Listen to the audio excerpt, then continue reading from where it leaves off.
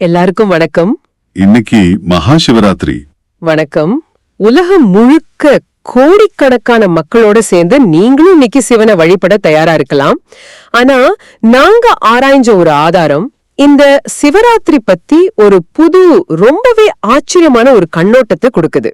ஆமா, அது அண்டம் குரல் அப்படிங்கிற ஒரு ஆவணப்படத்தோட எழுத்து படிவம். அந்த ஆதாரம் ஒரு முக்கியமான கேள்வியை எழுப்புது. சிவராத்திரியில நாம பண்றது வெறும் வழிபாடா, இல்ல இந்த முழு பிரபஞ்சத்தையும் ஒரு பெரிய ஆபத்துல இருந்து காப்பாத்துற ஒரு பாதுகாப்பு நடவடிக்கையா? வாங்க இத பத்தி விரிவாக பார்க்கலாம். இந்த ஆவணத்தோட வாதப்படி பார்த்தா சிவராத்திரிங்கிறது வெறும் ஒரு மத நம்பிக்கை சார்ந்த விஷயம் மட்டும் அல்ல. அது ஒரு ஆழமான அண்டவியல் குறியீடு, ஒரு காஸ்மிக் சிம்பலிசம். இதுல சொல்ற ஒவ்வொரு சடங்குக்கும் இந்த யூனிவர்ஸோட இயக்கத்தோட சம்பந்தப்பட்ட ஒரு காரணம் இருக்குன்னு விளக்கியிருக்காங்க.